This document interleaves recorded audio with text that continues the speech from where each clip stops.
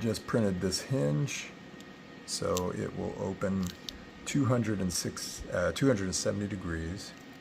So it's gonna help my door on my printer open up all the way against its own side. And this is all just one piece. Really, really fine, awesome print. I printed it standing up and just took it off the board and bent it, cracked the little seam here, and then it's ready to go. No metal necessary to make the hinge itself. And then I'll just put metal screws there to attach it to the glass.